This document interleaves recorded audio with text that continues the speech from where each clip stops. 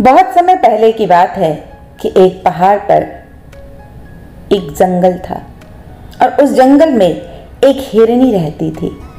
अचानक से उस जंगल में आग लग जाती है, लेकिन वो जो हिरनी थी वो गर्भवती थी और वो प्रसव पीड़ा से बहुत ज़्यादा पीड़ित थी। वो भागती है उस जंगल से और नीचे की ओर आती है ढलान पे, ताकि उसे कोई गड्ढा मिल सके जहाँ पर वो अपने प्रसव को पूरा कर सके, अपने बच्चे को जन्म दे सके।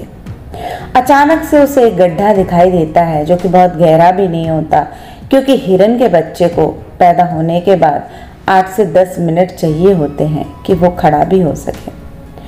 अब हिरनी उस गड्ढे में बैठती है और प्रसव करने ही वाली होती है। तभी उसकी नज़र उसकी ओर निशाना साधे एक शिकारी पे पड़ती है जो कि इस जंगल में घूम रहा था, और हिरनी की आवाज़ से उसने उसे देख लिया और उस पर निशाना साध रखा था। अब हिरनी डर जाती है, क्योंकि एक तरफ तो जंगल में आग थी और दूसरी तरफ शिकारी था। तीसरी तरफ वो देखती है तो वहां सिर्फ और सिर्फ बहुत गहरा पानी था, और चौथी तरफ जब उसकी निगाह जाती है तो वह हैरान रह जाती है कि रात के अंधेरे में, चूंकि जंगल से बहुत सारे जानवर भागे थे आग की वजह से, वहाँ एक शेर बैठा था जो कि हिरनी की ओर घात लगाए बैठा था। अब हिरनी ऐसी दशा में पहुंच गई जहां उसके पास कोई भी रास्ता नहीं था। एक तरफ कुआं था और एक तरफ खाई थी। अब वो ये नहीं जानती थी कि अब वो खुद को कैसे बचाए।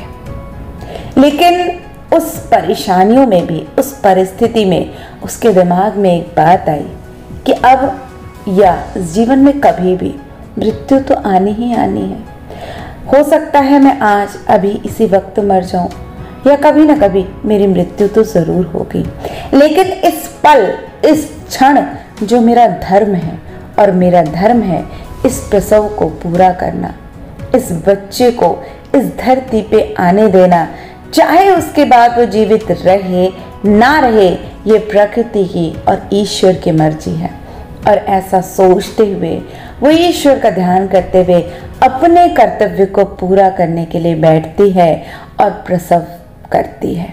लेकिन कमाल की बात है, जैसे ही वो बच्चा बाहर आता है, अचानक से एक जोरदार बिजली आकाश में कड़कती है, और उस बिजली की आवाज से शिकारी का निशाना गड़बड़ा जाता है और वो तीर हिरनी को ना लगकर जाके शेर को लग जाता है, और जिसकी वजह से वो शेर बहुत गुस्से में आकर उस शिकारी के ऊपर आक्रमण कर उसको खा जाता है।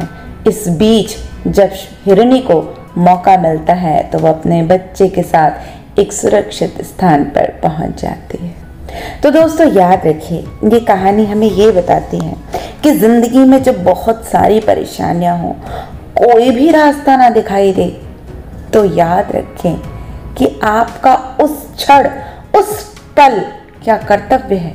यदि आप उस कर्तव्य को, अपने काम को पूरी शिद्दत के साथ कर रहे होते हैं, तो प्रकृति, भगवान कहीं ना कहीं आपकी मदद किसी न किसी रूप में ज़रूर करता है।